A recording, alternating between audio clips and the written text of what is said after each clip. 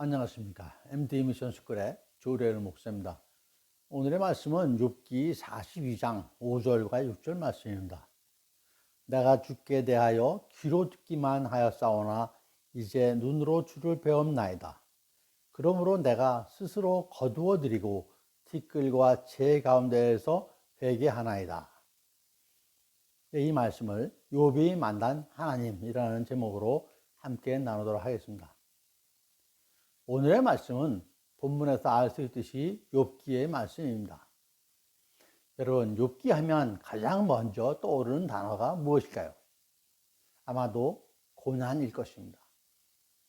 그러면 하나님께서 욥의 고난을 통하여 우리에게 말씀하시고자 하는 내용은 과연 무엇일까요? 우리는 욥기를 통해서 고난의 표면만 볼 것이 아니라 고난을 넘어 하나님께서 하시는 말씀이 무엇인지 마음에 담아야 할 것입니다. 본론에 들어가기 전에 욥기에 대하여 잠깐 말씀을 드리도록 하겠습니다. 욥기는 읽기도 이해하기도 쉽지가 않습니다. 그럼에도 신학자들은 욥기서를 매우 높게 평가를 하고 있죠. 또한 욥기의 저자가 누구이고 언제 쓰여졌고 장소가 어디인지 성경은 뚜렷하게 밝히지 않고 있습니다. 하나님께서 어떤 이유에선가 밝히지 않고 계신 것이죠. 그래도 학자들은 또 이것을 밝히려고 하지만 결국은 뚜렷하게 밝히질 못하고 추정만 하고 있는 상황입니다. 물론 학자들이 나름대로 근거를 가지고 추정을 하죠. 먼저 욥은 어느 시대의 인물인가 하는 것입니다. 가장 많은 의견은 아브라함과 같은 시대의 사람이라고 추정을 합니다. 이유는 아브라함과 같이 욥기서에 족장, 제사장의 문화가 많이 나오기 때문입니다.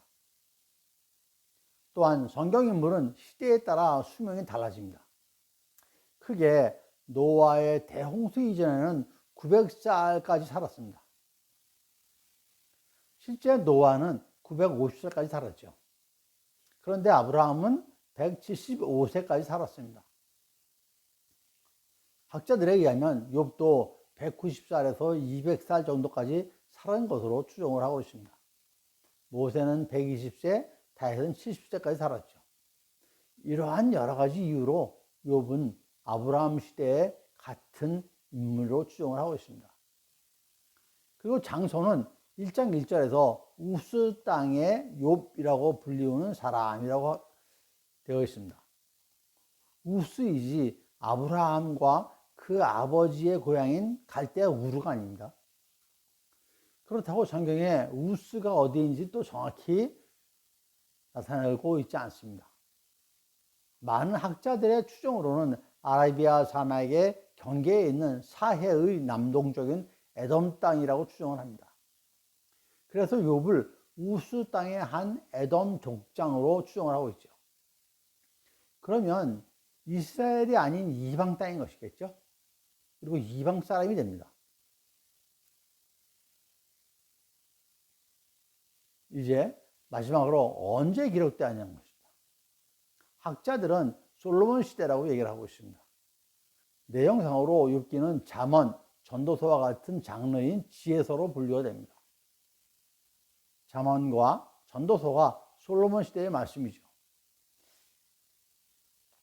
이러한 학자들의 추정에 대해서 욥기의 배경을 잠깐 말씀을 드렸습니다. 그럼 이제부터 본문을 통한 하나님의 말씀을 함께 묵상하도록 하겠습니다. 본문에 주신 첫 번째 말씀은 고난의 끝은 하나님을 만나는 영광이라는 말씀입니다. 욥기가 알려주는 근본적인 가르침은 단순합니다. 그것은 우리가 고난의 한 가운데 있을 때 이 세상을 다스리시는 창조주 하나님을 만날 수 있다는 것이죠. 그러므로 고난의 끝은 하나님을 만나는 영광인 것입니다. 고난은 하나님과의 만남입니다. 욥기는 우리에게 이 위대한 교훈을 알려주기 위해서 쓰여진 것입니다. 욥기의 서두에서 볼 수 있듯이 욥에게 닥친 극심한 고난은 욥이 우상 숭배를 하거나 배교하는 등의 죄를 지어서가 아니었습니다. 그럼에도 불구하고 그는 많은 재산을 잃었고 심지어 자녀까지 잃었습니다. 설상가상으로 자신의 건강까지 잃게 되었습니다. 하지만 이 고난의 원인은 욥의 믿음이 진짜인지를 시험하려는 사탄의 요구를 하나님께서 들어주셨기 때문이죠. 참고로 예수님도 시험을 받으셨는데 예수님을 시험한 것은 마귀라고 기록되어 있죠. 그럼 마귀와 사탄이 어떻게 다를까요? 같은 것이라고 생각하시면 됩니다. 요한계시록 12장 9절에서 옛뱀 곧 마귀라고도 하고 사탄이라고도 하며 라는 말씀이 있습니다. 간단히 말씀드리면 사탄은 히브리어이고 마귀는 헬라어라고 생각하시면 됩니다. 예수님께서도 나중에 사탄아 물러가라 라고 하셨죠. 그럼 사탄, 마귀는 과연 어떤 존재일까요? 욥기 1장 6절에 하루는 하나님의 아들이 와서 여호와 앞에 섰고 사탄도 그들 가운데 온지라 라고 되어 있습니다. 여기서 하나님의 아들들은 천사를 얘기하겠죠. 그러므로 사탄도 아마 천사이긴 한데 나쁜 천사인 셈이죠.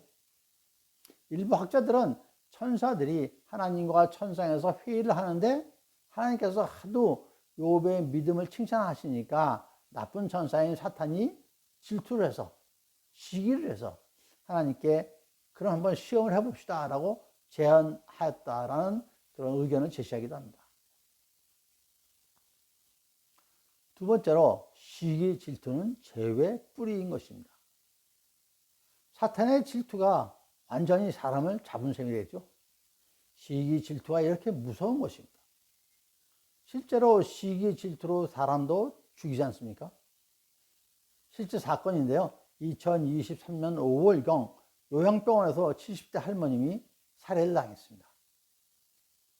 가해자로 지목받은 사람은 바로 옆에서 6년 동안 같이 지낸 80대 할머니였다고 합니다. 살해된 할머니는 자녀들이 매일같이 전화를 하고 일요일이면 같이 밖에 나가고 그러셨다고 합니다. 가해자 할머니가 이것을 질투하신 것이죠. 80대 할머니는 자녀들로부터 거의 연락이 없고 쓸쓸하게 외롭게 지내신 것 같다고 합니다. 그래서 평상시에도 사이가 안 좋았다고 합니다. 이 사건뿐인가요? 남녀 연인 간의 시기와 질투에 의한 사건 사고가 얼마나 많습니까? 잠언 14장 3절에 평온한 마음은 육신의 생명이나 시기는 뼈를 썩게 하느니라 라고 하십니다. 성경에서 질투로 사람을 죽이려고 끝까지 쫓아다니는 사람이 있죠? 누구입니까? 사울 왕이죠. 사울 왕이 다윗을 시기 질투하여 죽이려고 끝까지 쫓아다녔습니다. 그런데 다윗도 또한 그랬죠. 유분 여인 밧세바와 통관을 하고 남편이면서도 충신인 우리아를 죽음의 전쟁터로 내보내서 죽게 하였죠. 시기, 질투, 투기는 무서운 악의 근원입니다. 요즘에도 부러우면 지는 것이다 라는 말이 있죠. 너무 부러워하지 마십시오. 지나친 부러움은 병이 됩니다.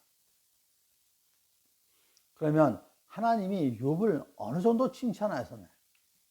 1장 1절과 3절에서 온전하고 정직하며 하나님을 경외하며 악에서 떠난 자 그리고 동방에서 가장 훌륭한 자라고 칭찬하십니다.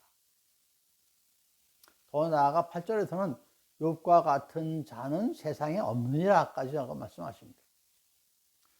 사실 성경 인물 누구도 이런 칭찬을 받은 자가 없습니다. 노아는 의인이요 완전한 자라고 하셨죠. 아브람도 외아들인 이삭을 순종해서 그 제물로 번제물로 드린 후에야 하나님을 경외하는 자라고 호칭을 받았습니다. 그 외에도 의인, 하나님을 경외하는 자 등의 칭찬받은 인물들이 몇몇이 있죠. 반면 모세, 다윗 등의 인물에 대해서는 특별한 언급을 하지 않으십니다. 좀 이해가 어려운 부분이기도 하죠.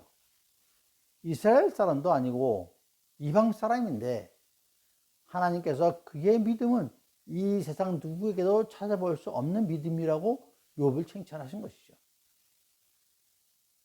그래서 사탄이 하나님께 욥이 하나님을 경외하는 것은 하나님께서 그에게 물질을 비롯해서 여러 가지 축복을 하시니까 그런 것이지, 그것들을 빼앗으면 아마도 주를 향하여 욕할 것입니다 라고 해버리죠. 그래서 하나님께서 사탄의 시험을 허락하신 것입니다. 그런데 생각해 보면 하나님의 이 결정에는 하나님의 그 자신감이 있으셨던 것 같습니다. 만약 욥이 실패하면 하나님의 입장은 어떻게 되겠습니까? 생각하면 하나님의 욥에 대한 신뢰는 대단했던 것 같습니다. 하나님께서는 사탄에게 욥의 몸에는 손대지 말고 소유물은 내 마음대로 하라라고 처음에 하셨죠. 그래서 사탄은 욥의 소유물인 양 7,000마리, 낙타 3,000마리, 소 500결이, 암나귀 500마리 뿐만 아니라 자녀 10명도 모두 거두었습니다. 여러분 상상이 되십니까? 얼마나 비참합니까? 이런 상황이면 여러분들은 어떻게 했습니까? 하나님께서 어찌 그리 하실 수가 있습니까? 하고 하나님을 떠나시는 분들이 대부분이 아닐까라고 생각합니다.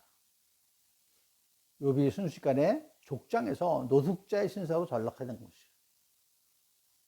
이에 대한 욥의 반응이 어땠나요? 결론은 1장 22절에 이 모든 일에 욥이 범죄하지 아니하고 하나님을 향하여 원망하지 아니하니라 라고 기록되어 있습니다.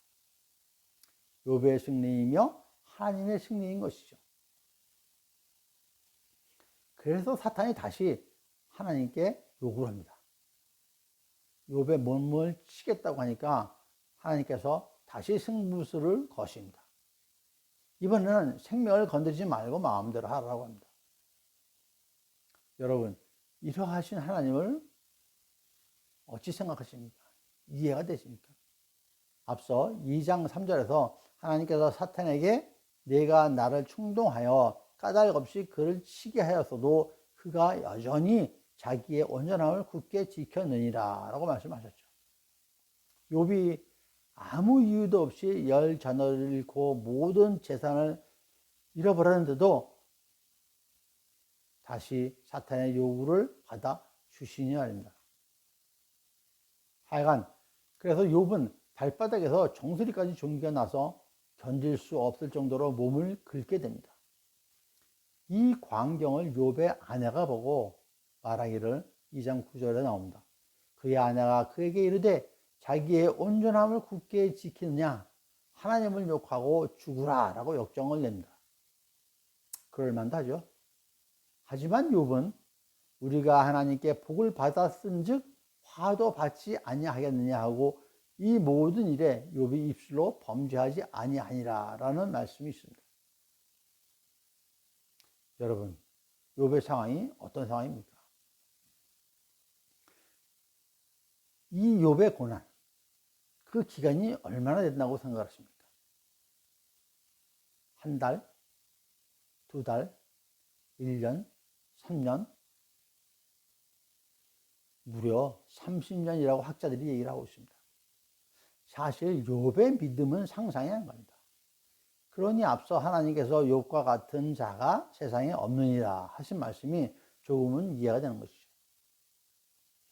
이후로 전개되는 내용은 욥의 친구 3명이 욥을 위로한다고 와서는 욥과 논쟁을 하죠. 사실 친구들은 위로보다는 욥을 정죄하는 얘기들을 많이 합니다. 이 내용이 3장부터 37장까지 길게 적혀져 있습니다. 그 중에서 29장, 30장, 31장은 욥이 마지막으로 자신에 대하여 얘기하는 기록들입니다. 그리고 38장부터 41장까지는 하나님께서 하시는 말씀입니다. 오늘의 본문은 이에 욥이 하나님께 고백하는 내용으로 욥의 신앙 고백으로 알려져 있습니다. 표지어도 욥의 회개라고 쓰여져 있습니다. 앞서 욥은 하나님의 오랜 침묵에 불평도 하였습니다. 30장 20절에서 내가 주께 부르짖으나 주께서 대답하지 아니하시오며 내가 섰사오나 주께서 나를 돌아보지 아니하시나이다 라는 정도로 불평을 합니다. 이어서 또 하나님께 불평하기를 하나님이 자신에게 잔혹하게 하시고 힘 있는 손으로 대적하시고 자신을 바람 위에 들어 불려가게 하시고 무서운 힘으로 던져버렸다고 하는 것이죠. 그 정도입니다. 그러면서 다시 한번 하나님께 호소하는 것입니다. 자신은 잘못이 없기 때문에 자신은 이러한 고난을 당할 이유가 없다고 호소하죠. 욥의 고난의 과정을 보면 사탄의 시기와 질투에서부터 시작되었지만 그 고난의 끝에 있는 욥의 속마음도 저희들이 헤아릴 수가 있을 것입니다. 세 번째로 겸손하게 주님을 만나십시오. 이에 드디어 하나님께서 폭풍우 가운데 나타나십니다. 그래서 욥에게 말씀하시죠. 38장 2절과 3절입니다. 무지한 말로 생각을 어둡게 하는 자가 누구냐? 너는 대장부처럼 허리를 묶고 내가 네게 묻는 것을 대답할지니라 라고 하십니다. 하나님은 욥이 하나님의 인과응보적인 섭리에 대하여 비난한 것을 꾸짖으시죠. 그리고 결정적으로 대답하시기를 창조주와 피조물의 관계 및 하나님 자신만이 지혜롭다고 하시는 것입니다. 이에 욥은 자신이 판단하기에 전혀 자격이 없는 일개 피조물임을 깨닫고 이제 회개합니다. 이러한 내용의 욥기 38장부터 41장은 우리가 하나님을 의심하고 낙담이 될 때 묵상하면 아주 좋은 말씀이 됩니다. 고난과 역경 가운데서 불평의 마음, 원망의 마음이 있을 때 묵상하기를 권면을 드립니다. 내용을 짧게 말씀드리면 하나님과 대면하게 된 욥은 그분의 주권, 그분의 지혜, 그분의 능력에 대한 일관된 설명을 듣게 됩니다. 하나님께서 욥에게 연이어 질문을 퍼부으시며 욥의 태도를 나무라시기도 합니다. 38장 4절에서 내가 땅에 기초를 놓을 때 내가 어디 있었느냐? 내가 깨달아 알았거든 말할지니라.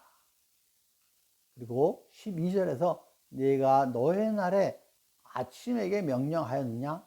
새벽에게 그 자리에 일러주었느냐? 또 17절에서는 사망의 문이 내게 나타나느냐? 사망의 그늘진 문을 내가 보았느냐? 그렇습니다. 34절에서는 내가 하늘의 궤도를 아느냐? 하늘로 하여금 그 법칙을 땅에 베풀게 하느냐? 이런 말씀들을 하십니다. 그리고 40장 9절에서 결정적인 질문을 하시죠.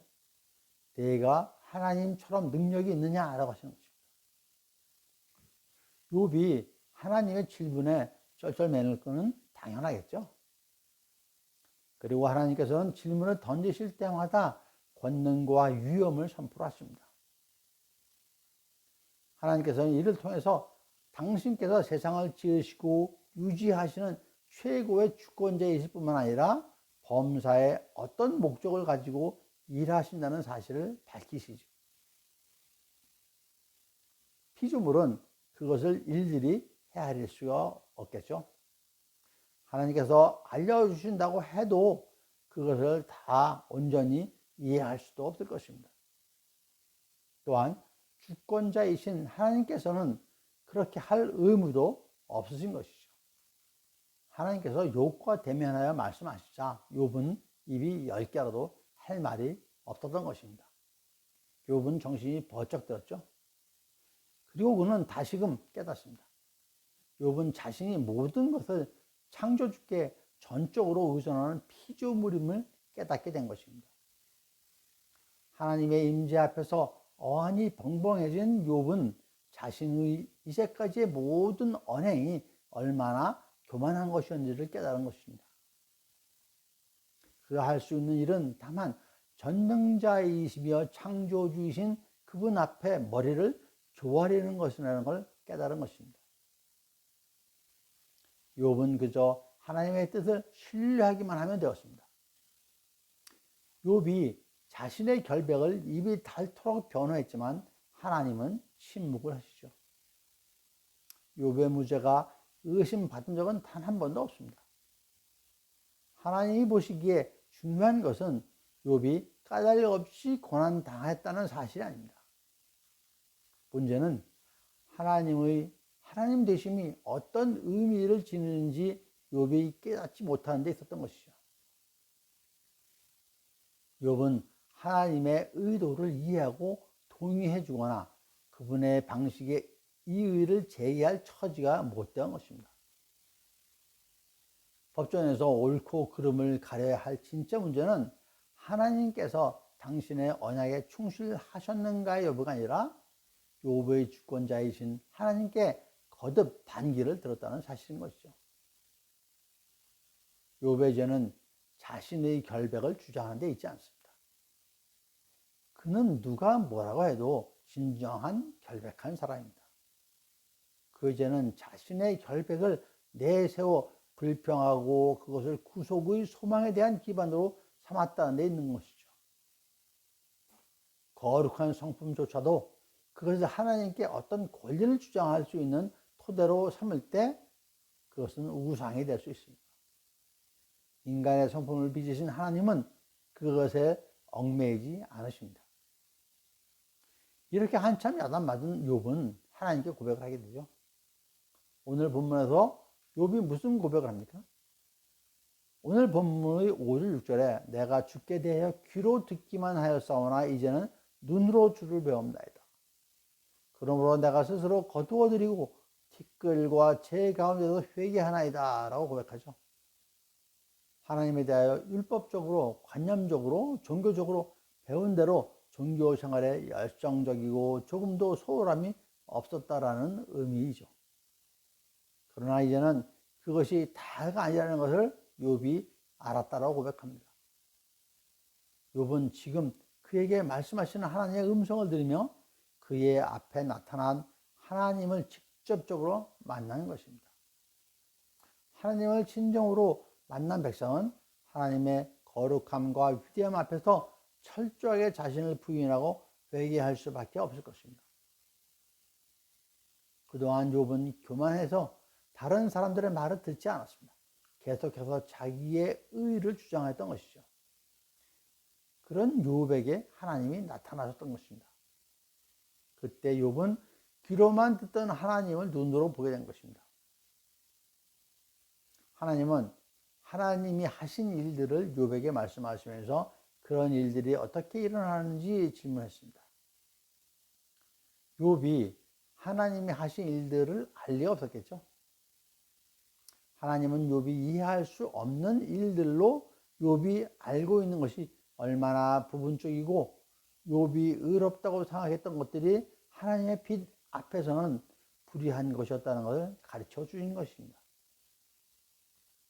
욥이 자신의 교만을 깨닫고 겸손해지니까 하나님을 만나게 됩니다. 교만이 얼마나 무서운 것입니까?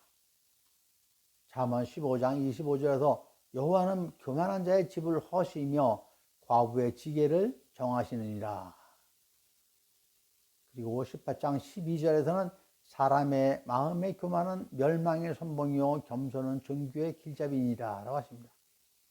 또한 22장 4절에서는 겸손과 여호와를 경외함의 보상은 재물과 영광과 생명이니라 라고 하십니다. 하나님의 빛 앞에 선 욥은 42장 3절에서 자신의 무지한 말로 이치를 가졌다고 고백합니다. 자신이 자랑했던 지식들이 사실은 깨닫지도 못한 것을 말하는 것이고 스스로 알 수 없고 헤아리기도 어려운 일을 말했다고 고백을 하는 것이죠. 자신의 교만함을 고백하고 겸손해진 것입니다. 무지한 말로 이치를 가리는 자가 누구이니까 나는 깨닫지도 못한 일을 말하였고 스스로 알 수도 없고 헤아리기도 어려운 일을 말하였나이다 라고 고백하죠. 지식으로만 하나님을 알 때는 그만합니다. 지식으로 알던 하나님을 직접 만나고 인격적으로 알게 될 때 겸손해지는 것이죠. 그러므로 신앙생활에는 하나님을 눈으로 보는 영적이고 실제적이고 인격적인 체험이 필요하다고 말씀을 드릴 수 있습니다. 그런데 실제적으로 욥이 하나님을 보았을까요? 요한복음 1장 18절 앞부분에는 본래 하나님을 본 사람이 없으되라고 기록하고 있습니다. 구약의 출애굽기 33장 20절에서는 하나님을 보고 살 자가 없다라고 하셨죠. 모세가 십계명을 하나님으로부터 받을 때도 얼굴을 직접 보지 못했습니다. 그러면 출애굽기 33장 11절에 여호와께서는 모세와 대면하여 말씀하시면은 무슨 의미일까요? 11절을 잘 보시면 사람이 자기의 친구와 이야기함과 같이라고 하십니다. 즉 이는 하나님이 일반 백성에게 대한 것과는 달리 모세에게는 친구에게 얘기하듯이 매우 신속하고 친밀하게 대했다는 의미이지 직접 얼굴을 대하면서 얘기했다는 것은 아닙니다. 오늘 말씀에 욥이 눈으로 하나님을 배움나이다 라고 한 말도 또한 욥이 하나님과 직접 얼굴을 보면서 얘기했다는 의미가 아니라 귀로 듣다와 눈으로 뵙다를 은유적으로 비유한 것입니다. 귀로 들었다라는 것은 지식으로 알았다는 의미고 눈으로 배웠다라는 것은 인격적으로 마음으로 깨달아 주님을 알았다라는 의미죠. 귀로 듣는 것은 멀리 있어도 다른 사람을 통해서 전해 들을 수가 있습니다. 만나지 않아도 들을 수가 있습니다. 그러나 뵙는 것은 가까이서 직접 만나는 것이죠. 다른 사람을 통해서는 볼 수가 없습니다. 직접 하여야 하는 것이죠. 마음속으로 깊숙이 알게 될 때 듣게 되는 것입니다. 여러분, 놀라운 것은 여전히 극심한 고난 가운데 있는 욥의 입에서 그 같은 고백이 나왔다는 사실입니다. 욥의 아무런 상황은 달라진 것이 없습니다. 여전히 그는 티끌과 채 가운데 있습니다. 그러나 실제로는 모든 것이 달라졌던 것이죠. 욥이 하나님을 만났기 때문입니다. 하나님과의 만남, 이것이 바로 욥의 고난에 대한 궁극적인 해답인 것이죠. 비로소 욥의 영적인 눈이 뜨여서 마음속으로 하나님을 만나는 체험을 한 것입니다. 아마 여러분 중에서도 이렇게 하나님, 예수님을 만나신 분들이 계실 것입니다. 성경에 유사한 사례가 있죠. 요나가 있습니다. 주님께서는 요나에게 니느웨로 가라고 했는데 그만하게 자신의 고집을 버리지 않고 배를 타고 도망가다가 결국은 물고기 뱃속으로 들어가게 됐죠. 거기서 요나는 감사 기도를 드립니다. 이에 대해서 앤더슨은 다음과 같이 말합니다.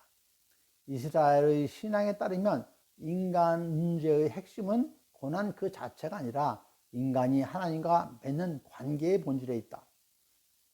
인간이 하나님에 의해 지음받았을 때 이루어진 관계를 고려하지 않는다면 고난이 닥칠 때 인간은 절망에 빠지거나 대중 종교가 주는 손쉬운 해법만을 찾게 된다.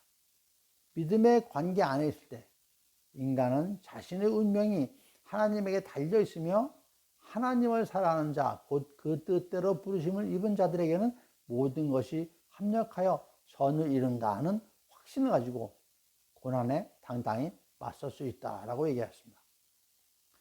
앤더슨의 말처럼 욥이 하나님을 만나고 회개한 후에야 그분은 욥의 재난을 회복시켜 이전 소유보다 갑절이나 주셨다고 기록합니다. 뿐만 아니라 하나님은 욥의 친구들을 위해 드린 기도에도 응답해 주셨습니다. 하나님을 만나면 자신의 고난을 오히려 더 아프게만 하던 친구들까지 사랑할 수 있게 되는 것이죠.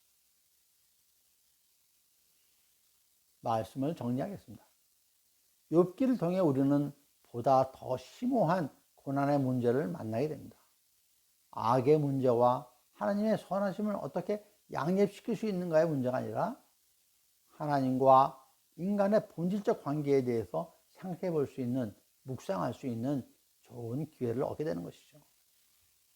욥의 고난은 악의 문제에서 시선을 돌려서 모든 상황에서 주권자 되시는 하나님을 어떻게 만나느냐 하는지를 알게 됩니다. 이러한 의미에서 고난은 하나님과의 만남의 기회라고 할 수 있는 것이죠. 이제 욥은 달라졌습니다. 그가 받은 축복은 이제 질적으로 달라졌던 것이죠.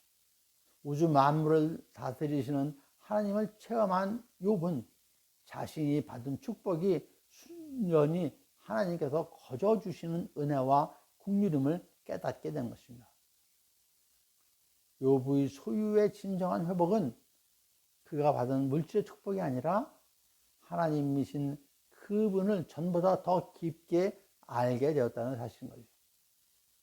지식으로만 알던 하나님을 마음속으로 깊이 알게 된 것이죠.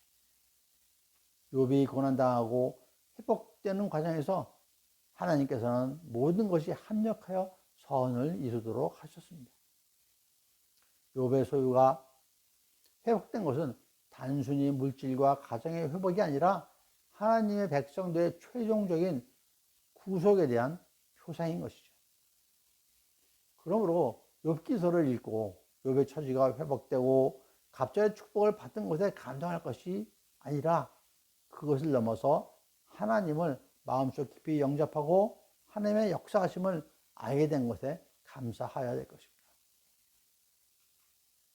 그러한 믿음으로 하나님을 마음속 깊이 만나는 그러한 고난의 시간을 극복하는 저와 여러분 모두가 되시기를 간절히 축원드립니다. 감사합니다. MD 미션 스쿨의 조력을 목사였습니다.